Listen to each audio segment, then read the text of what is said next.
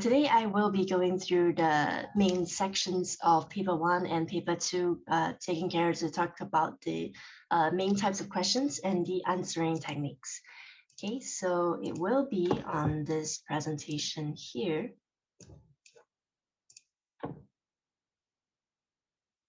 Okay, so to begin with, this is paper 2.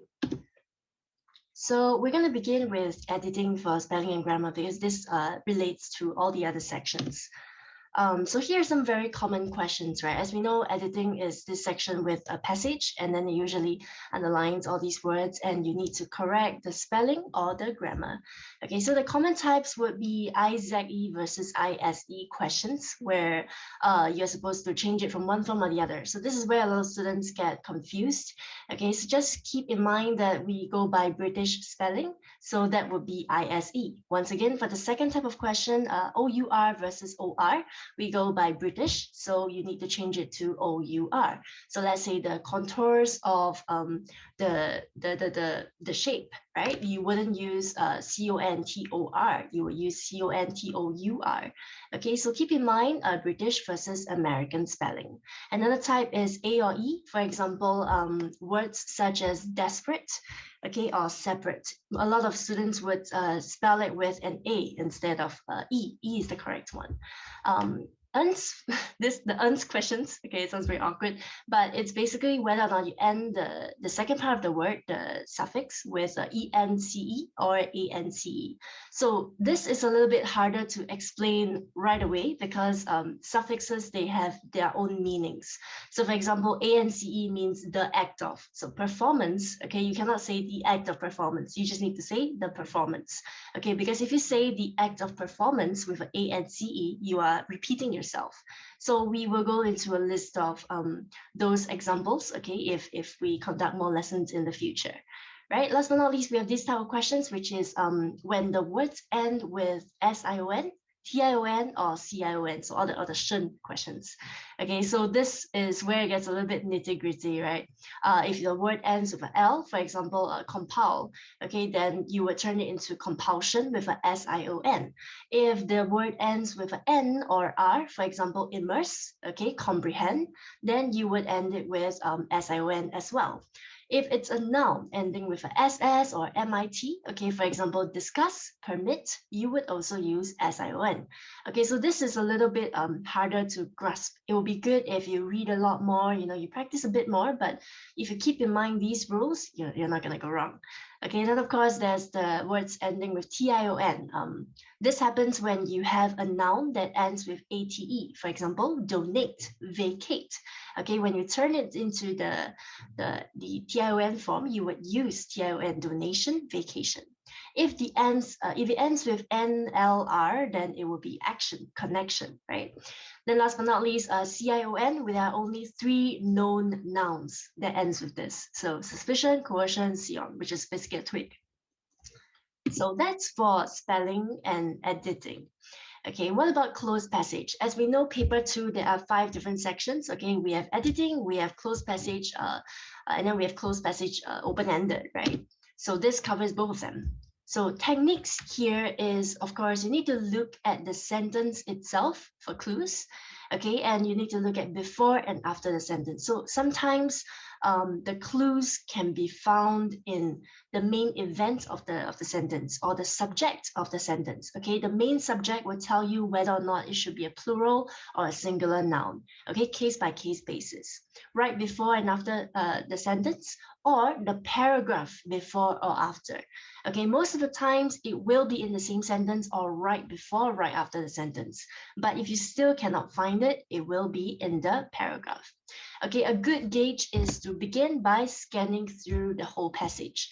So the way to always make sure that you know what's going on, whatever practice it is, whatever section it is to make sure that you do a brief scan, okay, of the closed passage, of the graphic stimulus question, of the comprehension passage, so that you know what is the main topic, what are the main people involved, what are the main points made, okay, what are the evidence involved, and what are they really trying to say. It's only from there that you are able to focus and zoom in on the details. Okay, then different types of questions would be prepositions, okay, for example, of. into, and in. So of, just take note of the common combinations, right? We have part of, consist of, example of. These are some words that once you remember them, the moment you see them in closed passage, you can notice them and you know, okay, in the blank, it's supposed to be an of. Okay, what about into and in? A lot of students will get confused between the difference, right? So into means that there is movement involved. For example, Tom ran into the policeman. Okay, in, when something is present at the location. So Tom is lazing in bed. You cannot say that Tom is lazing into bed. It means that he's becoming part of the bed, right? So it's not a movement-based question. So there are little subtleties here that you need to take note of. Otherwise, it's easy to get them wrong.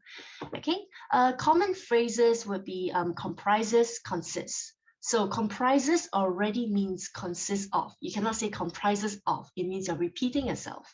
Whereas for consists, you can say consists of. Okay, and includes, you can only use includes when it is not followed by a preposition. So reminder here, preposition is a position word. So into, in, left, right, these are all prepositions. I hope the students who are here are taking some notes. Okay, I know we are jumping straight into the details here. Okay, next up is synthesis and transformation. If you checked out our Facebook page, you would have seen the video up there. Okay, but for those of you who haven't seen, I'm still going to be going through it. Okay, here are some very common formats that we see in synthesis transformation questions. Okay, and here is a whole list, but I'm going to go through them one by one. Okay, unless is a conditional statement. So usually we would use it in the form that is positive variable first, followed by negative variable. So unless he agrees to go out with me, I will not help him with the project. Okay, so unless he agrees, positive variable, I will not help, negative variable.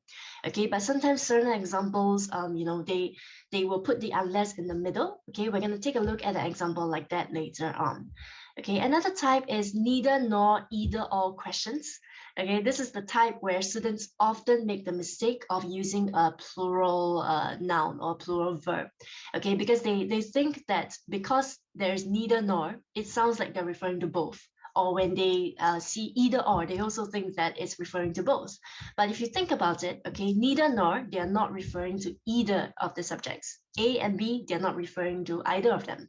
Okay, either or, they are referring to only one of them. So neither nor questions, either or questions, in the end, we would always use singular form. Okay, and that's where a lot of students make mistakes. Despite questions, okay, later on, once again, I'll use another example. This is a statement where the adjective form needs to change to the noun form. Okay, so if your ending sentence in your synthesis, after you convert the sentences, okay, it still has an adjective or a verb inside, you know you're wrong. Okay, it needs to be the noun form. No sooner had than, okay, it sounds kind of complex, but really what it means is just two things are happening sequentially, one after the other. No sooner had he burst open the door than the burglar ran away. Something like that, right? It happens at the same moment, okay, either simultaneously or right after. It was with, okay, with questions, take note of the noun, the main subject, so that you know singular or plural forms. Who, whom, where, when. Okay, the trick for these questions is that there is a difference between who and whom. Okay, who is always referring to the subject, the person. Okay, whereas whom is more about the connection between the person and something else. Whom does this belong to? Okay, we're actually referring to the object and its relation to the subject, the person. Okay, so that also affects the form. Okay, as well as questions, usually they will have maybe two sentences, right? Jack is a fun guy. Mary is also a funny person. Okay, so when you combine them together using the phrase as well as, you would ignore whatever comes for the second sentence, right? You would just take the first subject in the first sentence, take it as your first noun, combine it together. Jack as well as Mary are funny people. Okay, Not only, but also, okay, these kind of questions, they need to be the same connotation. So let's say I am saying that, okay, English is not only interesting, but also fun. As you can see, both of these words have positive connotations, right? I'm actually complimenting the language. I cannot say not only is English interesting, but also not very engaging, right? I cannot say that because the two of them contradict each other. Before after questions, okay, a lot of us would think of it as happening in a different sequence, okay, and that's why you use different tenses. But no, because they happen in the same time frame, they would need the same tense. Okay, and last but not least, in case questions. So I know I talked to the crowd in the clouds there. I was hoping that some of you very eager students would write down the whole list and write down notes next to it, and so that you can apply it to your own practice. But if not, okay, this is a very concrete way of looking at it. We have some example questions here. Okay, so synthesis, as we know, we are given maybe two sentences at the start, or maybe one long sentence. Then we are given a phrase, okay, the words on the screen here in red, to combine the sentence or to rephrase it. So the first question here, Jane said she will not wash the dishes. Jane wants Mary to wash the dishes with her, or she will not agree. Okay, so earlier on, I was saying that unless it's a conditional statement, you begin with positive variable, then you go to negative. But in this case, unless is right smack in the middle of the sentence, right? So that means that we don't really need to follow the positive then negative sequence. Okay, the important thing is you need to get the gist of the sentence. Jane said she will not wash the dishes, okay? What is her condition? Her condition is Mary washes it with her. If not, she will not agree. So the condition will always come afterwards. Unless you do this, I will not do that. Unless you agree to this, I will not come to your party. So in this case, unless, after that, we see her condition. Mary washes it with her. Okay, Jane will not wash the dishes. Second type of question, okay, Jack does not like to gossip. Likewise, his brother John does not like to gossip. Okay, they sound like really good people. Everyone I know just gossips. It's the easiest way of conversation. Okay, so here is, we are given neither nor. Okay, neither Jack nor his brother John likes gossip. Okay, you can see that I turned the S here into S, into red, because we are referring to neither of the subjects. We are not talking about Jack. We are not talking about John. Neither of them, okay, fall into the category of liking gossip. In other words, the subject here is singular. So likes needs to be with an S. Okay, likewise, if I say either Jack or his brother John likes to gossip, same thing, it will still be likes, it will still be singular subject. Okay. John's mother advised him, blue word here, take note, to study harder. John still spends all his time gaming. Okay, and the magical word here is despite. Okay, so despite is another one where we need to change the adjective into a noun form. Okay, because it has that kind of conditional quality to it. Despite having this, he still does that. Even though this happens, that thing still occurs. Okay, so as you can see the word in blue here, advised, okay, it is the adjective form. It is the verb form, right? Advising someone is an action, is a verb. Okay, but we change it to the noun form here with a CE because of the word despite. Okay, so take note, unless, despite, you need to change it to the noun form. We have another question here. Okay, David is going to the birthday party. Xingyi is going to. Remember what I said about as well as questions? Okay, you can ignore whatever comes after the second subject. Okay, you can just say David, comma, as well as Xingyi is going to the birthday party. Why is it is instead of are? Right? When you say as well as, it sounds like we're talking about the entire group of people. But no, because we are ignoring whatever comes with the second subject, we are focusing only on the first subject. That's why we are just looking at as David as the main subject. That's why it is singular. Okay, so I hope all my singular, plural are not, mumbling and jumbling into one. Okay, let's take a different look at this, okay? So instead of looking at the question and then the answer, we're just gonna look straight at the answer. Here are some example sentences, okay? I hope you guys can imagine, what the question would be like that causes you to come up with this answer, okay? So here are the different types of questions, also from the list from earlier. No sooner had Jane closed the door than someone knocked on it again.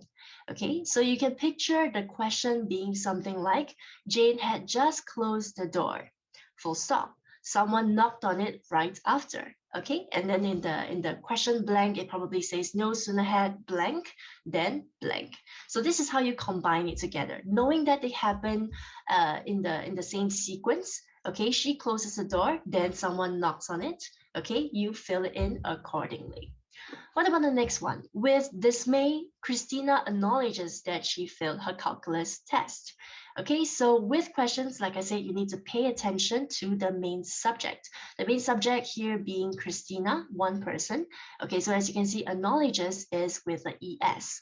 Okay, that she failed her calculus test. So probably the question was something like, Christina was dismayed with an ED when she acknowledged with an ED that she failed her calculus test. Why does the tense change? Because the form of dismayed also changes, okay? Because you're looking at the subject of Christina. That moment when she acknowledges her failure is that moment when she feels dismay. That's why dismay changes, acknowledges also changes, okay? So next question, Madam Tan is not only humorous, but also kind. This is pretty straightforward. Just make sure that both words are the same connotation. If they don't fit, okay, one is positive, one is negative, that's not right because it contradicts itself. Okay, before Miss Lee recorded the presentation, she went to meet her friend.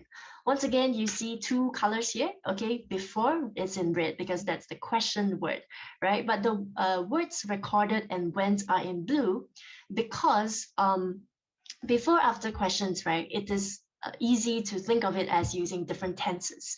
But they both happened, both events, recording the presentation, going to meet her friend, happened at the same moment in the past. Okay, it's the same timeline. And that's why both of them are past tense. Before she recorded the presentation, that's in the past. She went to meet her friend. Meeting her friend is also in the past. Okay, so just now I saw someone raise their hand. Is there a question somewhere? P6 Care Jayan. You can unmute yourself if you have a question. Can you go to the slide before it? You're so cute. This? No, before it. As well as sini. No. The just not. No. No. Go. No. Synthesis. Yeah, go to synthesis. Second Please. slide. David as well Second as. slide. Okay, so example question, right? And the last one is David as well as, right? Why do you need to put the 2 commas? Because Okay. I thought you need to put 1. So commas is to make sure that the sentence flows, okay, and we don't have a overly long sentence. So the comma here is really just to draw focus to David as the first subject and then Singi as the second subject. So David as well as Singi is going to the birthday party. Okay. Okay. Thank you. All right, thank you. Okay, so yeah, do stop me if you have a question, because I think if I wait until the very end for the academic questions, it might be a bit confusing. Okay, so another question here. Jane should turn off her phone lest it rings in the middle of her interview. Okay, so for lest questions, this is a word that we don't use in conversations, right? It's very strange for us to see in a question. So one way to think of it is this just means in case. Okay, and in case means we need to make sure that we put something in place to prevent a certain bad result. So in this case, okay, whenever you do a lest question, you replace the word lest with in case to see if it flows. Okay, so Jane should turn off her phone in case it rings in the middle of her interview. Okay, so what's the bad thing she's trying to prevent here? The phone ringing in the middle of the interview. And the thing that she needs to do to prevent that, turning off her phone. Okay, so just replace it accordingly. Okay, if not, you can also use the phrase in the event of. Okay, they all have similar meanings. So after all that, okay, I know I've already given you a whole list for synthesis and it's only 10 marks. So you're like, why are you focusing so much?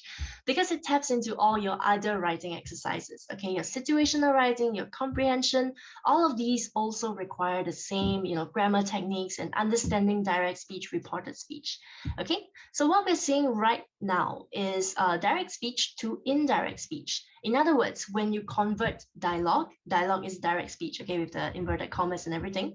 And indirect speech is when you are referring to something, okay, you're repeating about something by someone else. So for example, let's take a look at the example on the screen here. Okay, the question is, Mark said, what is Johnny doing tomorrow? Okay, so if I were to convert it to indirect speech or reported speech, I need to take note of two things. What is the tone? Okay, here we have a very generic word, said. Said can be any tone, right? But the punctuation mark says question mark. So a better answer, okay, you can also say Mark said what. Okay, but because it is a what question and because it ends with a question mark, it will be better to write Mark asked.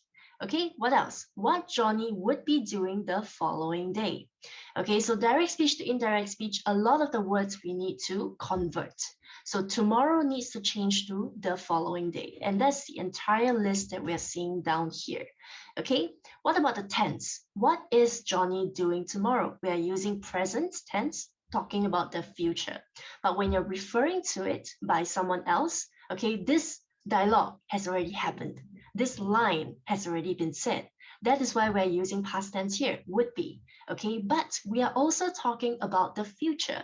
Okay, and that's why we are using would be doing the following day. Okay, and then the list here, I'm just going to run through very quickly. Okay, now we need to change to then. Today, we need to change to that day. Tomorrow, we need to change to the next day. Yesterday, we need to change to the previous day. Okay, and so on and so forth. Okay, so there's a general trend of this to that, now to then. Okay, these to those, ago to before, come to go, must, had to, soon is the only word that we don't change. Okay, once again, I know a lot of details here. I still want you to focus on the big picture first. Okay, there is a need to convert some of the time-related words. Okay, so tomorrow, today, this, ago, all these words need to be converted. Second thing, pay attention to the tense. Okay, last thing, pay attention to the tone. So that's direct speech to indirect speech. Okay, once again, here are some example questions. Okay, the first one here is, I have been preparing all evening for my presentation tomorrow, commented Ben. Okay, because the way in which this comment was said is already given to you, just follow. Okay, don't need to, Miss Lee said the tone matters, I need to change the word. Okay, no need.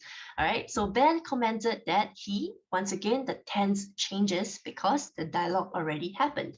I have been changed to he had been. I changed to he, have changed to had. Okay, all evening for his presentation, tomorrow changed to the next day. Another question here. I wouldn't know how to tackle this problem if I hadn't your guidance, confessed Jane. Once again, you keep the word confess. Jane confessed that, okay, remember the word that, sometimes students miss it out. She wouldn't change to would not know how to tackle the problem if she did not have his guidance. Okay, if I hadn't your guidance, change it to did not have. Because here we don't know who you refers to, so we use the word his, okay, just generically. All right, so here is a quick summary because I think this is probably the most content heavy part. Okay, we have the types of questions here, unless, which is conditional, either or, neither nor, despite. Okay, pay attention to unless and despite. You need to change the adjective to the noun form. No sooner had than. Okay, they're happening around the same moment or one after the other. With questions, pay attention to the subject. Who and whom, remember the difference. Okay, who is the subject, whom is the object. As well as you need to pay attention to just the first subject. Not only, but also both of them need to be the same positive or same negative. Before, after, take note of the tense. In case, okay, that's how you replace less questions. Okay, then direct, indirect speech, as I said, here are the words you need to change. Last but not least, general rule of thumb, okay, grammar, subject-verb agreement. Okay, so this is just a general overview. There are a lot more nuances, but for now, just know that singular verb needs to follow singular noun. Plural verb needs to follow plural noun. Either or, neither nor is a singular noun.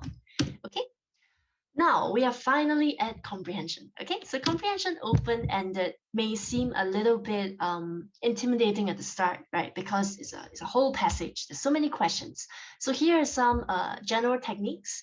Okay, read the questions first. Read the questions first to know two things. One, what is the passage generally about? Okay, the big picture, the main events, the main message. Number two, what do you need to look for? Okay, it's more productive to read the first paragraph, remembering, oh yeah, he was asking something about the garden, you know, as opposed to just reading generally, and then you need to look at the question, you need to go back to the passage, right? It's a lot faster. Okay, don't just rely on keywords from the question to find the answer in the passage. So sure, you saw the word garden, but maybe the word garden appears 10 times in the whole passage. Also look at what the question is trying to ask you. Okay, is it trying to ask you to infer? Is it trying to ask you to quote? Okay, which key event is it looking at? Don't simply rephrase the text or copy whole paragraphs. Okay, the thing here is you need to take note of what kind of question it is. Okay, and of course, if you copy the whole paragraph, you're not gonna be awarded a mark, right? You need to make sure that you rephrase the key words, not just, okay, every word I see, I replace with a synonym. Okay, I'm gonna get A.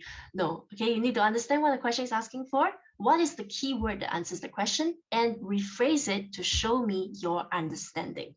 So some students don't have the synonyms at their hands, you know, they don't know as many words. That's all right. Okay, you can either infer the meaning from the passage, or you can explain in your own words. Of course, if you have an appropriate synonym, that's the best.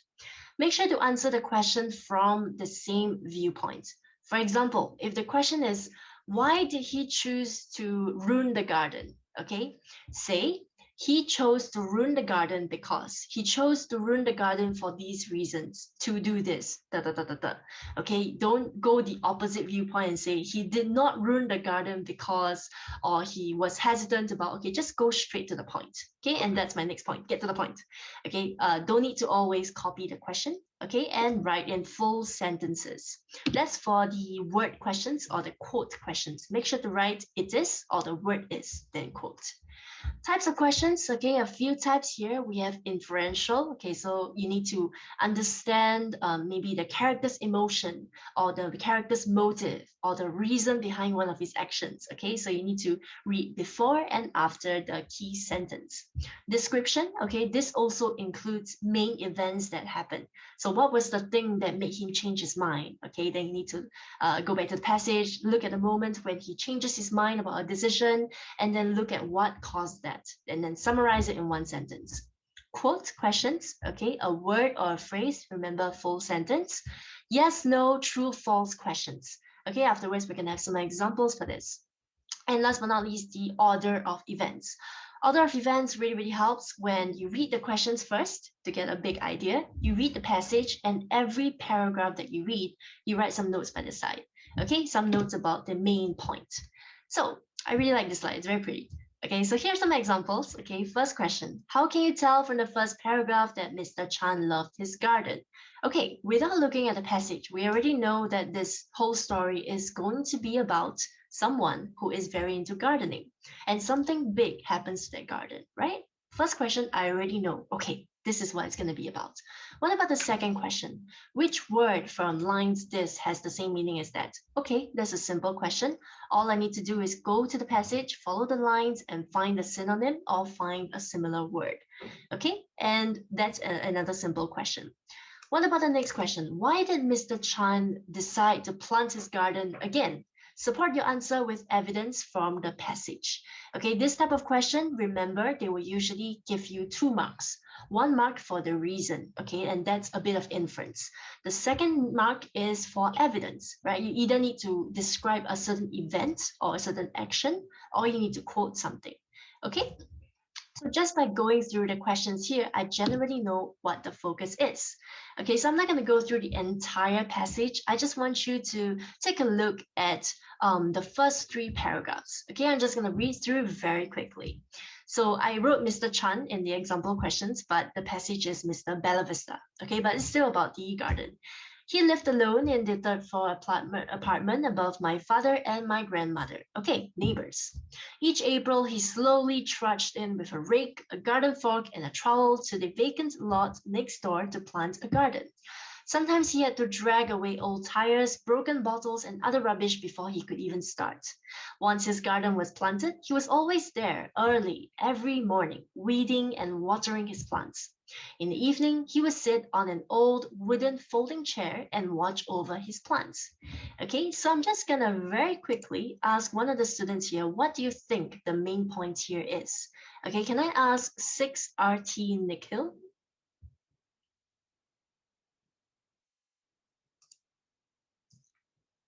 Doesn't have to be correct, just tell me, what do you think the first paragraph is trying to tell you about Mr. Bella Vista?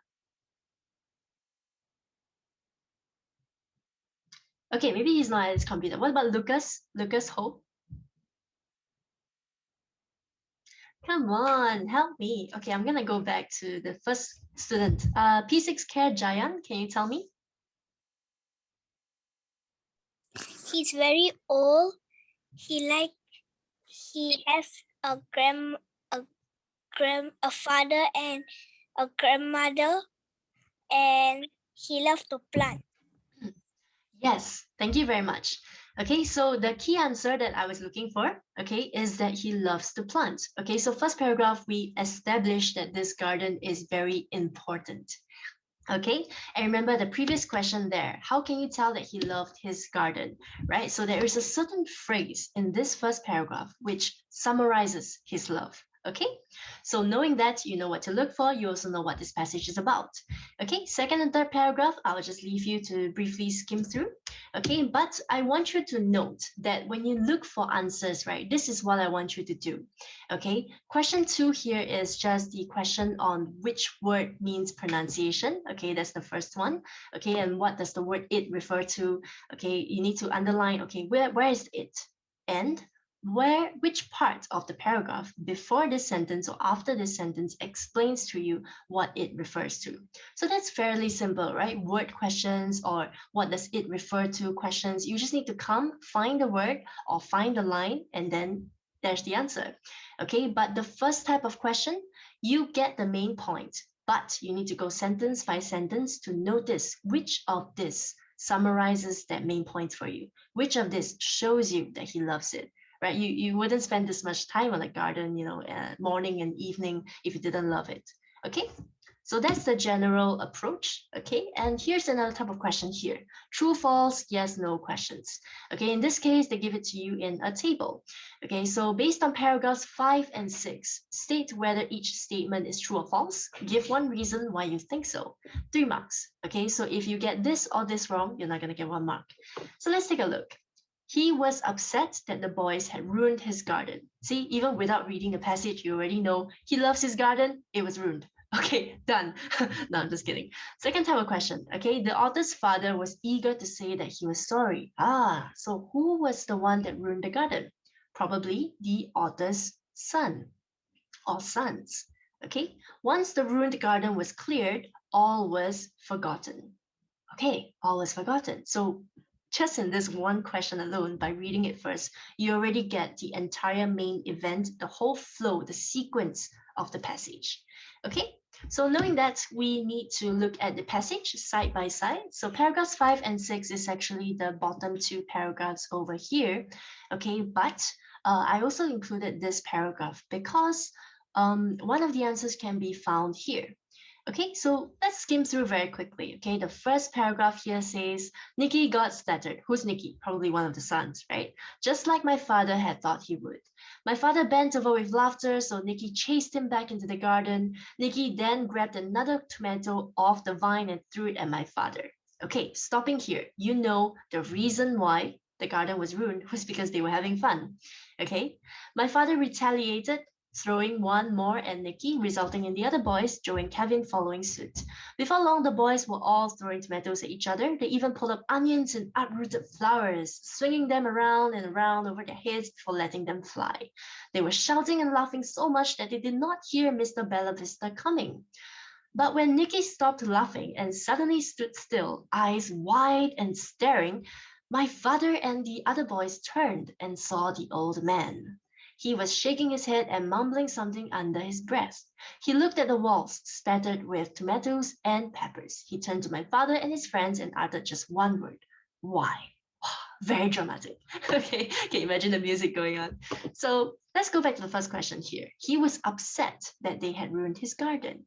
Okay, true or false? Clearly true, right? Can you imagine all the dun dun dun kind of dramatic music going on? So true. Okay, what about the reason, right? Is this paragraph 5? No, it's paragraph 4.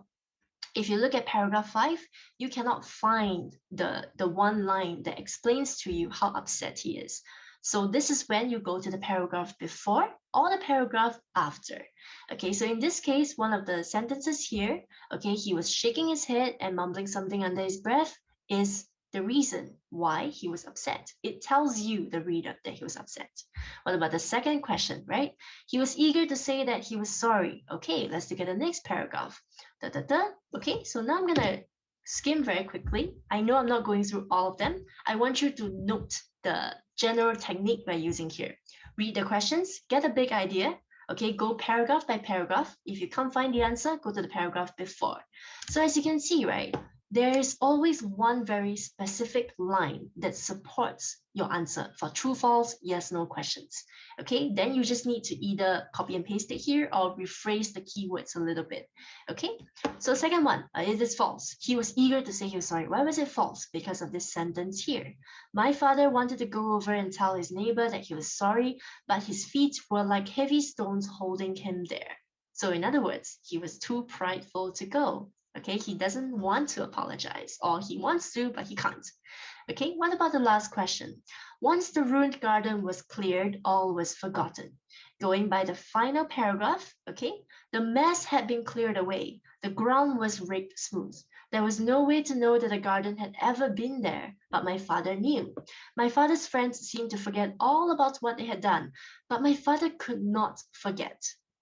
Okay, so this sentence on its own explains to you that it can never be forgotten, even though the garden is cleared away. Okay, so line by line, paragraph by paragraph. So with that, we have covered the major sections of paper 2. Okay, and now we're going to go on to paper 1. Okay, so in the interest of time, I'm not able to go, point by point, example by example like before. Okay, that is if we have lessons in the future together. So here are some notes again, okay, for paper 1, situational writing. Remember to read the task very carefully. Okay, so the way that I would teach this is usually I use 3 colors. Okay, I use yellow, pink, and blue. And you're like, why, Miss Lee, are you trying to create a flag?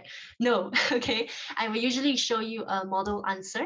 Okay, what is good? And then I'll show a bad answer, what is bad. And the difference between good and bad is the lack of colors. So what is in yellow is the information. In other words, what is in the task? What do they want you to do? They always tell you what the purpose is, what the main aim, what the main message is. They always tell you what they're trying to accomplish with that email. Okay, and they also give you 5 different bullet points that you need to hit. Your reason, your way of doing it, how did you feel, what event occurred, what details about it amazed you, so on and so forth. You need to hit all 5 bullet points. You need to write at least 3 paragraphs. What is in these 3 paragraphs? Like I said, the 3 different highlighted portions. Yellow is the information. Whatever's in the task, the aim, the main purpose, okay, the main event, the feelings, the things that they want you to hit, that's in yellow, okay? People who hit that generally get a pass. What about people who score even better? That's a second color, pink. Pink is your own elaboration. Okay, but of course, elaboration needs to be related to the main point. Okay, it needs to give details that deepen your arguments or deepen your description. Last but not least, we have blue, which is all your formal/informal phrases. Okay, you need to use those phrases, especially in formal letter writing, to make it sound professional. Later, we'll look at some examples, okay? When you're done, okay, do check that the names are correct. Okay, don't reverse it to and fro. Okay, Intention, tone, and all 5 points. These are some things that you definitely need to hit. Your purpose needs to be in the first paragraph. Keep it clear. Okay, your tone, identify formal, informal, and stick to it. If it's formal, I don't want to see any abbreviations. Okay, I don't want to see any text language. Okay, that's in your WhatsApp, in your Telegram. You can text however you like, but I don't want to see that in the email. Okay, and of course, all your 5 points. Include the full date, and like I said, you can elaborate, but it cannot be a grandmother's story. It needs to be part of the thing. So if you're writing about maybe a good experience you had at a restaurant, right? All your elaboration needs to be, what did the waiter do for me? How do I hope that he gets some sort of reward because of it? Okay, but you cannot go on and talk about how good the food was in too much detail and what you did after the food and so on and so forth. Okay. So here is a table, okay, of things that you need to take note of in sequence. Okay, starting with the date, day, month, year, very straightforward. Salutation, dear something something, okay, their full name. Madam or sir, if you don't know their name. Mrs., Mr., surname, if you know their name. Okay, this is for formal. If it is informal, you still say dear, okay, but instead of using madam and sir, Mr., Mrs., you just write their name. The purpose, formal, you were right. I am writing to, okay, to do this, to compliment a waiter I had the other day at your restaurant, to complain about some students I saw loitering, okay, to share about my reflections for this festival that I attended under your community. Okay, that's quite long. Okay, and these could be phrased. Okay, so this will be in blue if I were to highlight it for you. Okay, inform, ask, give you feedback, tell you, inquire about. Okay, all these are very formal language to make the same point as I'm trying to tell you. I'm trying to ask you. I'm trying to tell you how I feel. Okay, very lingo words. We turn it into these phrases. What about informal? Informal, you would be a little bit more interested in the person. Okay, you would say, how are you? How have you been? Okay, I can't wait to tell you. There's a little bit of personal touch there. Okay, as for content, okay, for formal, all the points, of course, that is the same for both formal and informal. Okay, but your phrasing is a lot more serious for the formal writing. I patronized your establishment last evening and was pleasantly surprised. Okay, no one talks like this, but you can write that in a formal email. But if it's an informal email, okay, you can use exclamation marks. You can talk about emotions, you will enjoy this. Okay, you can talk about personal figures. My mom said I could invite you, so on and so forth. Okay, contractions are basically abbreviations, short forms. Okay, all your text language, the 3 letters to send a whole message. Okay, you can't do that. Okay, not allowed in formal, but allowed in informal. But of course, not really advisable. Okay, and last but not least, remember to link back at the very end. For formal, this is the way to phrase it. I look forward to your reply, usually the first thing. Second thing, if you require more details, you can contact me at so on and so forth. Last but not least, I hope it will be useful to you. Thank you. Okay, this is a must. So just remember it as, I look forward to your reply. I hope you can help me if you need more details. And thank you. Okay, informal, I can't wait to hear from you. I hope to hear from you soon. Okay, a lot of very excited language here. Okay, just make sure that it doesn't sound overly just like everyday language, like vocal language. Okay, sign off, yours sincerely if you don't know the person's name, but this can be used for any situation. Yours faithfully if at the very beginning you use sir or madam. Okay, and give your first name with your surname. For informal, write love, best wishes, regards, cheers, okay, a lot more choices, and just your first name, which is your given name, okay, not your surname. Right, so that is situational writing, a very rough overview. Okay, I hope when you're studying on your own, you can also take out your highlighter, highlight in different colors, note what am I missing, okay, which is the part that I need to work on. Okay, when you have a more targeted approach, you improve faster. So this is continuous writing. Okay, here are also some general points that you can take note of. Make sure that you are clear. Okay, so a lot of us, we either write very long sentences or we try to sound overly smart and we put in too many difficult words or too many description words. We double noun, double verb. Okay, that's not required. Just keep it short and sweet, concise, to the point. Okay, make sure that you don't repeat yourself. Okay, can you imagine if my whole presentation today, I just say, this is very interesting. This is very interesting, right? It wouldn't be very interesting to you. Same thing in your writing, okay? Make sure to use different descriptions for emotions, weather, character traits, okay? A good thing to do is to go Google, okay? A list of synonyms for certain emotions and for weather as well. Once you memorize that, learn to use it in your writing, okay? Logical plot line, okay? I've read some very interesting stories, like someone riding a bus and monkeys literally break in and join the bus ride. It's very entertaining for us when we're marking it, but it needs to be logical, okay? Be descriptive and not direct. What this means is show, not tell. Okay, it's a very old, okay, well-known, old school way of writing. Show me, don't tell me. Don't tell me, okay, he was a very bad-tempered person. If you do that, you are done in one line. Where's the composition, right? You need to give me a whole description. What were his actions? What did he do? How did his face turn red? Does he have a habit of, scratching his head really ferociously when he's angry? Does he have a habit of, cutting people off? Okay, what are some words that he says? Dialogue, okay? So show, don't tell me, okay? Use different methods to get your point across, because situational writing is about getting to the point. Composition is about elaborating and describing with a lot more detail. Make sure you have a conflict. Okay, without a conflict, you are just writing a diary. Not very interesting. Make sure to center around a theme. Okay, don't go off plot, and no short forms as well. Try to link between your opening and ending. This is something that you will need to do even in university. Okay, whatever you address in your introduction needs to be in your ending. The sooner you learn this, the better. Other tips. Once again, follow the theme, use synonyms, read widely, okay, fiction, non-fiction, both of them would help you. Okay, stock up on reflections. What do characters usually say at the very end, right? How do they feel? What do they learn? Okay, proofread at the end at least once, probably put around 5 to 7 minutes at the end after writing. So those of you who write really slowly, try to speed up.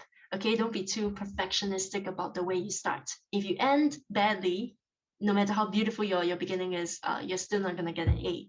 Okay, not too much dialogue, just enough, okay? And make sure to start dialogue in a new paragraph so that it looks a lot neater. So, okay, this is just a quick touch on oral. Okay, oral, there is reading, there is comprehension. Okay, so for reading, once again, it's like closed passage, it's like comprehension. Scan the paper very quickly, know what it's about, but because you need to read it, right, you need to scan it for words that you don't know how to pronounce. Okay, and the ones that you don't know how to pronounce, use phonics. Either break the word up into separate parts, okay, guess according to the spelling, and just whatever pronunciation you decide on, stick to it. Okay, don't stammer in front of the examiner and be like, okay, don't do that. Okay, just decide and stick with it. Read the passage out loud when you have the time to practice. Okay, use expressions, tone. Okay, reread the sentences that you have trouble with. Don't face downwards. A lot of students are quite shy. Okay, they don't really want to look at the teacher. I get it, can be quite scary. But if you do that, your voice goes downwards, so we can't really hear you. And it sounds like you're mumbling. Okay, you can be very, very good at pronouncing, but if I can't hear it, I can't grade you. Okay, and pronounce the beginning ending sounds like TH. Okay, that's 3. Okay, not tree. Okay, T, CH, etc. Don't be afraid to be dramatic and expressive. Okay, in the end, I mean, the only person who is so-called judging you is the examiner, and we're not gonna judge. Okay, that's our job to grade you. Comprehension, okay, think of possible questions. Try not to give fake answers, not because we are lie detectors and we know when you're lying, okay, but because there is less for you to talk about. Use a wide vocab, okay, don't just use very simple words, okay, give me excited, give me a reason why you're excited. Connecting words, okay, don't pause for too long, don't use filler words, and if you need time to think, use these phrases. In my personal opinion, while I think, so on and so forth. Elaborate, okay, and no fake accents, please. Okay, it's a bit of a pet peeve. All right, and last but not least, just make sure to practice, okay? I hope none of you are overwhelmed by this. This is just a quick overview. All right, so with that, let's go to Q&A. Anyone has any questions?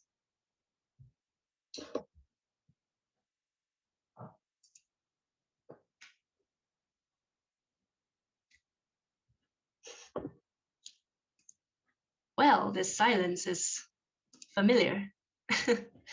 Any of the students have any issues about the way I explained? Yes. For the situational writing, do we need to do the highlighting and checking like in a classroom or exam situation? So it's not part of the exam requirements. It's a way that I teach students to break down the model answer so that they can understand, what is the parts that they answer the